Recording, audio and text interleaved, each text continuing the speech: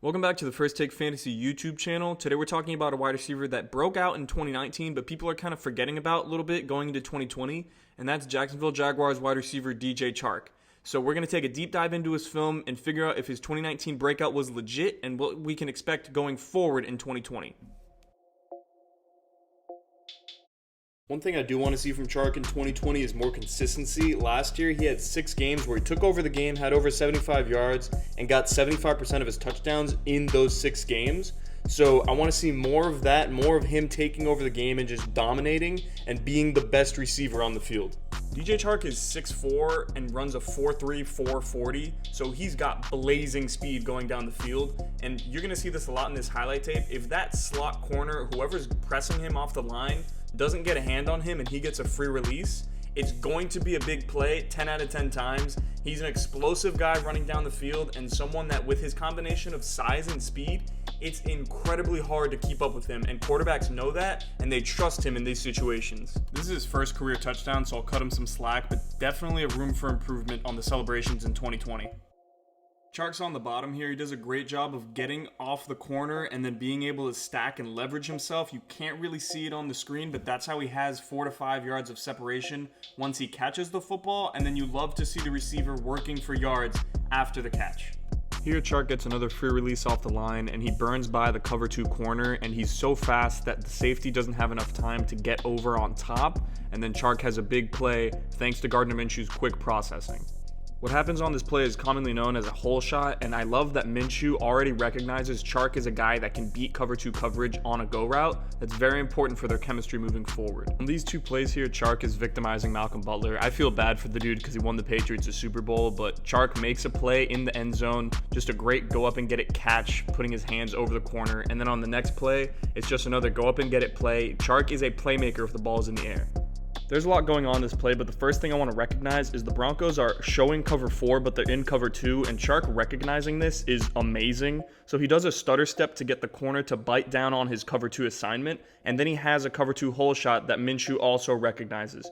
So this combination of intelligence and also being able to go out and get the football, just you love this from a young star wide receiver. The chemistry between Chark and Minshew here is undeniable and something that I really think can grow going into year 3.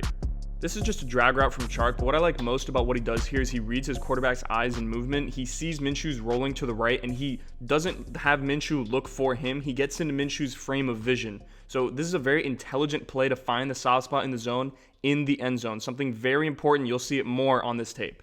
Same thing here from Chark, finding a soft spot in the zone, being in the quarterback's frame of vision, just makes it much easier on the quarterback when you have a guy that knows where you're looking and how you want to get the ball there. Still not sure what he's doing on the celebrations, but I guess it's better than the first one. Here we have some more free releases from the slot for Chark. So I said it earlier in the video, but I'll say it again. His combination of size and speed is very hard to stop if you do not get him at the point of attack. If you don't press him on the line of scrimmage, then he's going to burn you down the field. He's that fast, he's that athletic, he's that skilled. So we see this multiple times, and what I want to point out on the last video is he's going against slot corner Desmond King, who's a Pro Bowler, and he's able to fight back to the football because King is playing catch up. Just great stuff from Chark and also great ball placement from Minshew. This play right here is teaching tape for how to be a great receiver in the NFL. Chark does every single thing right here. We'll analyze it more, but just look at this beauty from Chark on this play. Chark's lined up as the second guy from the outside on this play, and he gets the corner by attacking the cushion that the corner already had, does a left foot rocker step out to the right, and then he restacks in order to give himself 3 options. He can go left, straight, or right. And what he does is he breaks his route off very cleanly, and that also presses the safety, and then he just has a great angle to go all the way to the end zone, and then it's that 4.34 speed touchdown. Here we have the same guy not pressing Chark. Chark attacks the cushion once again, and then he just burns him to the outside, knowing his speed. Foles sees this, launches a deep ball. Chark makes a play, touchdown. Just another great play from Chark. Here is just special. The ball's out before DJ Chark even is able to look for it, and he still is able to chop his feet, break down, jump the opposite direction from his momentum, and adjust and catch the football. I mean, this is what superstars do.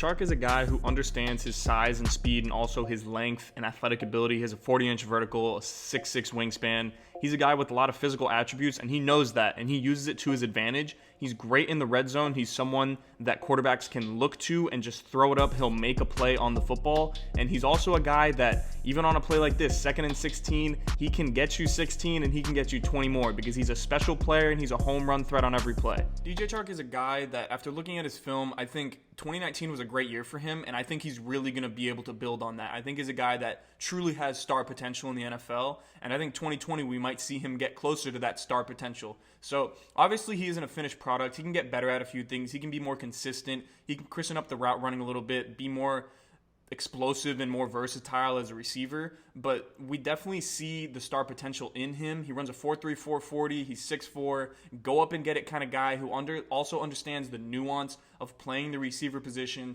He's doing things great off the release. He understands stacking and leveraging himself against a corner in order to give himself more options on a route. And he also is a guy that he's just got great ball skills. He had 0 drops last year, which is incredible considering the receiver he is. He's making contested catches often. And I think in terms of his year 3 growth, I really think he can develop into a really, really good player as soon as 2020. He's someone that I think with Jay Gruden's help, Jay Gruden helped AJ Green develop into the superstar that he is. I think he'll take that experience and use it to his advantage with DJ Chark. I think DJ Chark is in great hands for 2020, and he's someone that's going to see a ton of volume. He's the best player in his offense, and I think he's only getting better. He's someone that, from a fantasy perspective, I love the idea of having DJ Chark on my team as wide receiver 3. Round 5, round 6, doesn't matter. I'm drafting the guy. He's a talented player, and he's only scratching the surface. There's a lot of room to grow for him. So DJ Chark, keep an eye out for him. He's a player that he had a good year last year, kind of flying under the radar a little bit. I think he's going to be a household name after 2020. If you guys like this video and want more content, please do 3 things for me. I want you to like this video, comment who you want to go into the FTF film room next, and make sure you hit that subscribe button.